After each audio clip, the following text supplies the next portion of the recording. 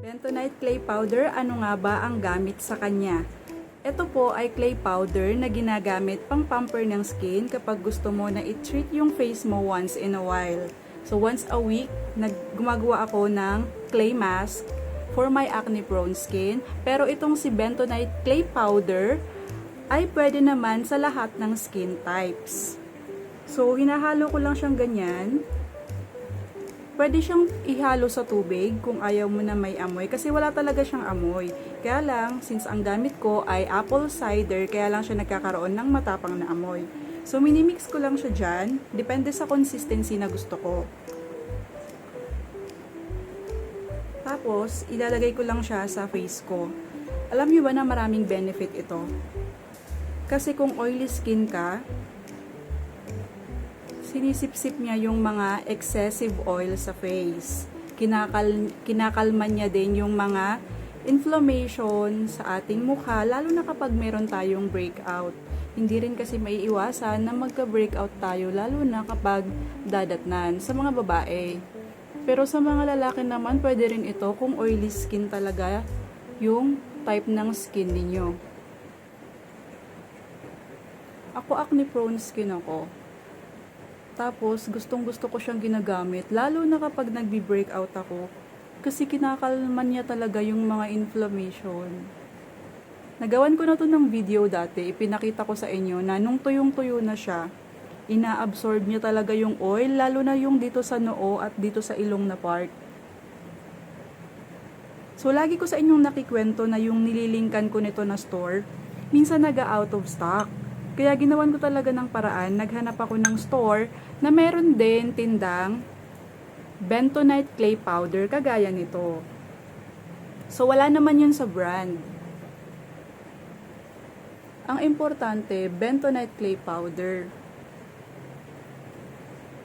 Alam nyo ba, kapag ka nagda-dry na yan, ang sarap niya sa pakiramdam. Parang nakakakalma siya ng skin. Kasi 'di ba napapansin din natin pag yung mukha natin, parang nasi-stress na din siya yung skin. Ako pa naman may hormonal imbalance ako, kaya prone talaga ako sa acne. Kaya para kumalma yung skin ko pag nagbi-breakout, nilalagyan ko talaga nito. Once a week ko lang siyang ginagamit kasi nga mayroon siyang exfoliator na benefit at hindi naman advisable na lagi tayong nag-exfoliate everyday. Kaya, once a week. So, ililive mo lang siya ng 15 to 20 minutes. Pero ako, nililive ko siya ng 30 to 35 minutes kasi mas gusto ko na na-absorb niya talaga yung oil. Pag tuyo na yan at nagka-crack na siya, pwede mo na siyang banlawan ng tubig. So, ganyan lang siya. At pwede rin siya sa mga area kung saan mayroon ka talagang mga breakouts. Ganyan lang siya pag nilalagay. Alam mo, marami nang bumili nito.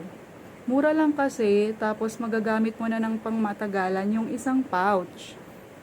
Yung ginagamit ko nito, 25 grams.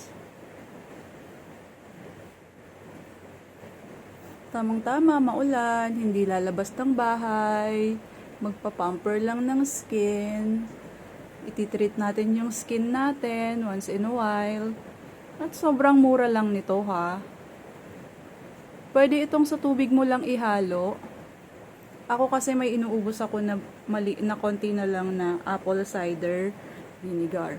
So, ayan na siya. Iiwanan lang natin siya hanggang matuyo at i-absorb niya yung mga excessive oil sa ating face. So, maglilink ako sa Yellow Basket ng ganitong product kung gusto mo din mag-treat ng iyong skin at i-pamper mo ang iyong skin para fresh.